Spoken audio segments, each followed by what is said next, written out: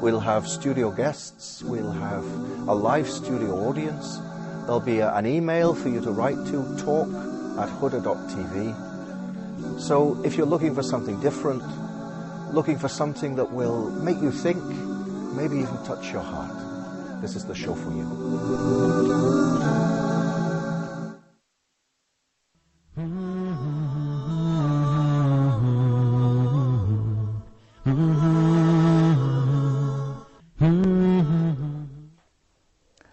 Assalamu alaikum wa rahmatullah, and welcome back. Now, everything was established. The masjid was there. The people are being called to prayer 5 times a day. And there's one point that is worth mentioning, is that the Prophet ﷺ, when he was ordered and instructed to pray by Allah Azza wa Jal, on the 7th heaven, he was given the order to pray. How many prayers? At the beginning it was 15. It was 50. 50, yeah. 50 prayers. And by the grace of Allah, subhanahu wa ta'ala, it was, the discount was there until it reached the present 5 daily prayers. And yet, people still fool around with these 5 prayers. They pray 4 times, 3 times. Some may not pray at all. Yeah. Which indicates that there are people that Allah would that Allah would guide, and there are people that Allah would send astray. So let's pray to Allah that we are among those who are guided. Amen. At the very beginning, the prayer was commanded and was revealed to the Prophet ﷺ in 2s. So Dhuhr prayer was 2, Asr prayer was 2, Fajr and Isha were also 2, and the Maghrib. When the Prophet went to Medina and he established the masjid and the adhan was also established, the prayers increased. So now, Dhuhr, Asr, and Isha, noon prayer, afternoon prayer, and evening prayer, night prayer, were made 4 rak'ahs. Why the reason why these particular prayers were increased? There are so many things that we do not have the justification for. Aisha, may Allah be pleased with her, tells us that when the Prophet came into Medina, Allah Azza wa Jal increased the prayer of the residing people into 4, and it remained as it is for those who were traveling. Now, there are so many things in Islam where Allah examines and tests our belief. So if someone says, okay, why Maghrib prayer? Sunset prayer is 3 rak'ahs, while Fajr is 2. Why not have them all in even numbers or in odd numbers? Again, the answer would be, this is how Allah wants it to be. And that is why throughout the Quran, you will read that Allah tells us that the believers are those who believe in the unseen. So we take whatever comes to us for granted, and we follow and comply. Like it is. Like as it is, without trying to look for justifications. Of course, sometimes it is acceptable and it adds value. For example, someone says, intoxicants are forbidden in Islam. Why? The answer is pretty obvious. Because it harms you, it makes you do things that you don't want to do, and you do a lot of things that you regret afterwards. Besides the health problems, the liver, and so on, that are resulting of intoxicants, wasting the money and so on. So okay, so there is a lot of things we're not allowed to ask about it. Well, no, it's not that. You are allowed to ask about anything, but you should not put it as a criteria that I will not believe, I will not comply unless I understand. Because again, this is the difference between Muslims and non-Muslims. We believe that there's Allah, and we believe that in the existence of angels, of devils, of things that we cannot see. We believe in paradise, we believe in hell. Yet, We do not see these things. We believe in them. When Allah tells us that you have to perform 5 daily prayers, why not 10? Why not 3? When Allah tells us you have to go and perform Umrah, you have to go around the Kaaba 7 times, you have to go between Safa and Marwa 7 times, one says, why not 8? Why not 5? These are things that you have to believe in them, as you believe in lots of the rules and regulations of your government. So there is an element of blind following. Yes, but in 90%, maybe more, there's always a logical justification that you will buy and understand. The problem is with the remaining 5% or 10%, that your capability of understanding may not qualify you to understand. And this is a window of opportunity for Satan to come through and would say, now this you do not understand, so you reject. And unfortunately, this is why lots of the non-Muslims do not embrace and revert to Islam because of. Now, if you try to compare apple to apple, you have no problem. If you compare Islam to other religions, you have no problem whatsoever. If you apply the same rule of thumb to each and every religion, you will always find that Islam prevails.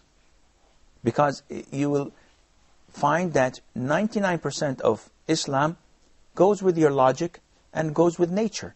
Islam is fair. It is fair, it is just, it is logical. But if Satan wants you to be prejudiced and arrogant, he would say, no, this thing I do not understand, this thing I do not believe, this thing is not logical. Okay, use the same criteria, your process of analyzing, to your own religion. You would find that it is far greater mistakes and errors and things that you cannot understand than in Islam.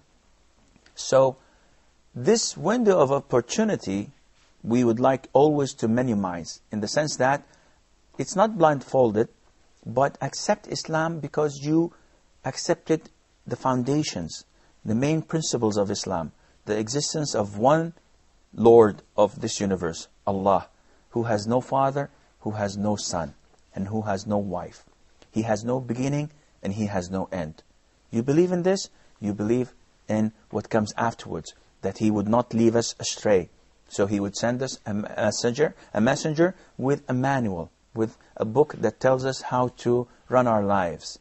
And He tells us in crystal clear words where we came from and what should we do, and He tells us where we're headed to, and what is the reward and what is the punishment. And if you analyze the whole situation, you'll find out that Islam is the religion that goes side by side with your logic. Unfortunately, it is the arrogance in every one of us that makes us reject some parts of it. And because something I did not understand, Satan comes and says, well, the whole thing you should reject. You should reject the whole thing. Why? Well, I cannot understand why it's not lawful for us to fornicate, to have girlfriends. I love women. So I cannot understand why, therefore I'm not going to accept Islam. If you're fair, if you're logical, you would say, no, this is a defect in me. But all in all, yes, I don't like people fornicating with my wife, with my sister, with my daughters, and so on. So, therefore, touché. I have this defect in me, I confess. But the religion as it is, it's perfect, it's crystal clear, I accept it. And I pray to Allah that He fix this defect in me. So the Islam came to save the limit between each other, between the people. To save? The limits between the people. There are no limits among people because they're all equal. Yeah. And Islam came to promote the equality of all humans. There is no difference between a black and a white, an Arab or a non-Arab. And this was manifested by the Prophet ﷺ's teaching and by his companions. And going back to the issue of prayer, the Prophet ﷺ instructed us to make the 2 rak'ahs into 4, as Aisha said, and these prayers would remain 2 rak'ahs when you are traveling. So now everything was set, and people are praying 5 times a day. Before, the Prophet ﷺ, when he was in Mecca, the Muslims did not have the upper hand. The Muslims did not have a community of their own. They were not allowed to gather in one place without being harassed or oppressed. The Muslims used to see their brothers being tortured simply just because they believe in one Lord of this universe. They believe in Allah, the Almighty. And they could not do a thing. The Muslims stayed for 13 years in Mecca. They could not raise a hand. They could not take a sword. They were instructed and ordered by Allah not to fight. Imagine for 13 years being unable to defend yourself, being unable to protect your brothers, though you have the power to do so. Yet Allah tells you, do not go to the on the offensive part. Just stay as you are. Call people to Islam. Practice your own religion. But do not do anything that would cause more harm to your cause. And this is a very important thing.